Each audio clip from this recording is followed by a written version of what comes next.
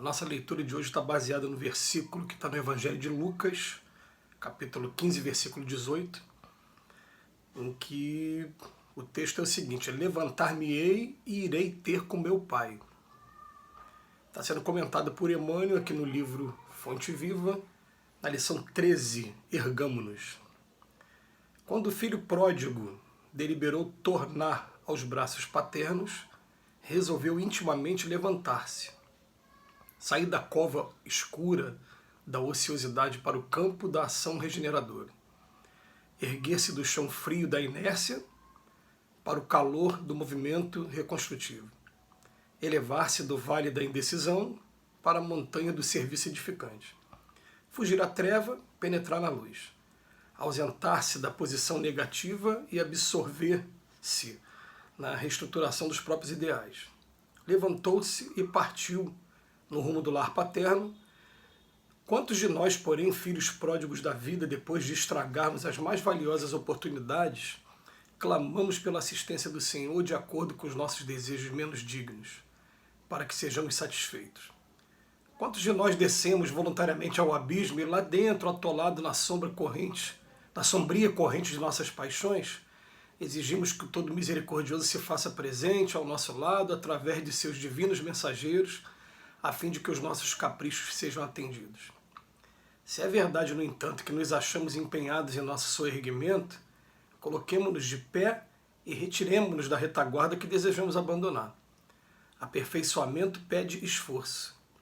Panorama dos cimos pede ascensão. Se aspiramos ao clima da vida superior, adiantemo-nos para frente, caminhando com os padrões de Jesus. Levantar-me-ei, disse o moço da parábola. Levantemo-nos, repitamos nós. É impressionante como o nosso mundo está cheio de pessoas que, ao invés de estender a mão para acender a luz no interruptor, estão do lado do interruptor fazendo orações pedindo para que Deus acenda por elas. O que acontece? A lição que a gente está lendo hoje fala: levantar-me-ei, eu mesmo, e irei ter com meu Pai. E para poder trazer essa explicação, Emmanuel pegou justamente a parábola do filho pródigo, que é uma parábola bastante conhecida dos evangelhos, em que o pai, quando vê que um filho que havia se desviado está retornando para o seu lar, faz uma festa que causa até a estranheza dos filhos que sempre estiveram do lado dele, e até o ciúme, né? Porque um dos filhos fala para o pai, fala: poxa, mas para mim você nunca fez uma festa desse tamanho, uma festa tão grande assim. Ele falou que a alegria maior é quando o filho retorna ao lar. E eu me lembro até, né, de uma vez eu estar estudando um livro do Caibar Schutel, Parábolas e Ensinos de Jesus, em que ele estava questionando essa ideia que algumas pessoas ainda trazem de inferno eterno. E ele, em um momento que ele está estudando essa parábola do filho pródigo, ele falou assim: quando algum sacerdote vier falar para você de inferno eterno, pergunte para ele qual é a relação que essa teoria, que é completamente anti a ideia de Deus, ela tem com a do filho pródigo. Porque a do filho pródigo vem mostrar um filho que se arrependeu e que está resolvendo se levantar sozinho e vir para o lado do pai, né?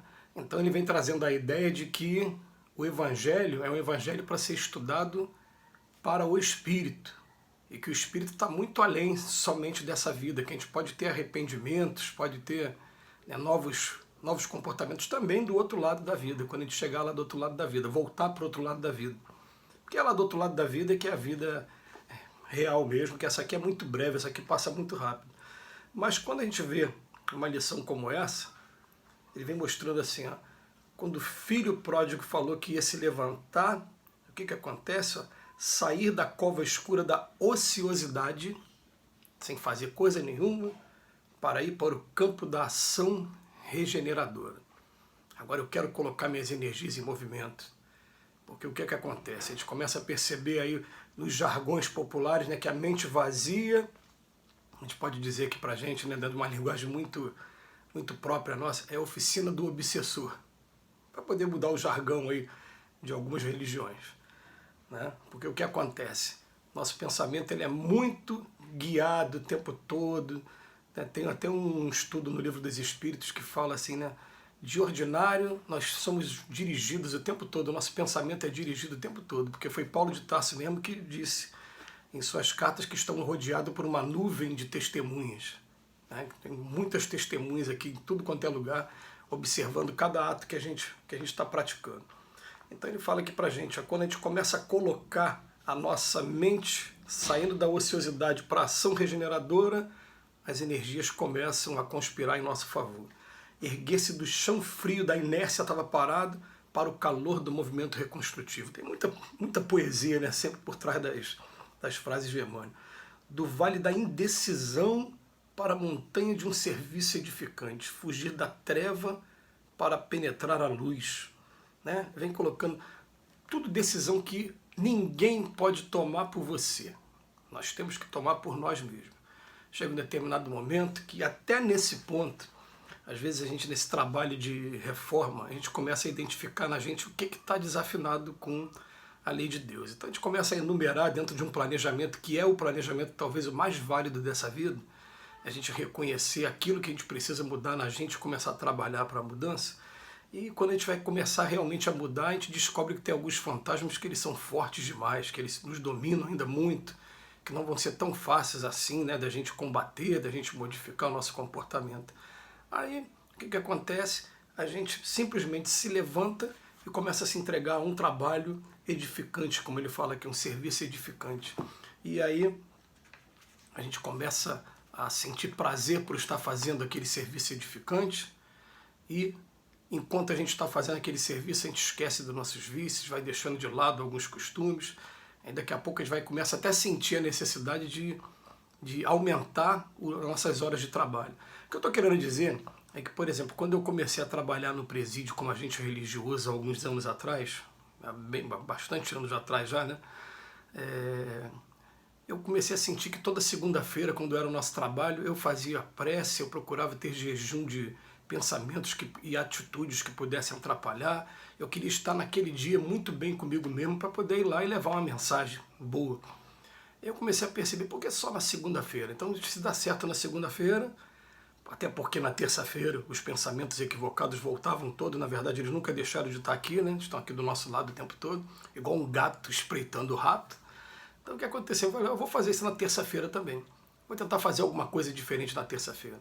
E na quarta-feira, e na quinta-feira, a gente procura ocupar os nossos dias, e se a gente conseguir usar esse roteiro de todo dia, fazer a nossa oração, fazer uma leitura edificante, principalmente se entregar à prática de alguma coisa que vale a pena, a gente está começando a modificar o nosso roteiro, modificar a nossa vida.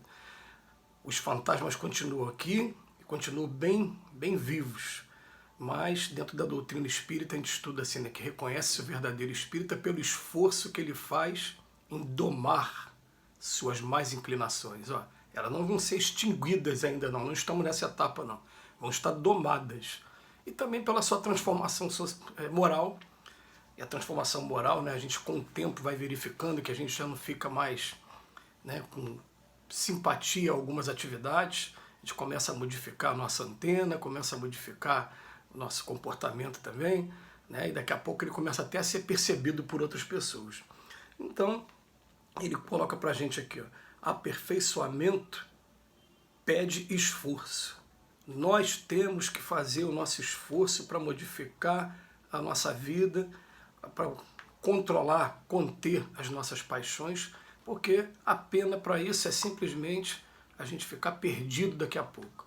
A pessoa que continua na ociosidade, daqui a pouco fatalmente vai adquirir um problema psicológico qualquer, pode estar sendo visitada daqui a pouco pelo Alzheimer, ou pelos problemas de ordem mental, ou pode também estar caindo na depressão, na síndrome de pânico, nesses problemas que assolam hoje a humanidade, porque não está colocando a mente em exercício, a mente está parada e pode trazer problemas para a gente mesmo. Enquanto que a gente às vezes acha que você começar a trabalhar por Cristo é o quê? Você virar um fanático religioso, tudo que tem essa palavra fanático atrapalha, né? É simplesmente você escolher uma atividade, se dedicar àquela atividade. Tem gente que, por exemplo, amigos meus, que escolheram fazer poesias e mandar poesias para pessoas que às vezes estão precisando, em situações de dificuldade. Cada um dentro da sua escolha, cada um dentro do seu talento. Que Jesus nos abençoe hoje e sempre.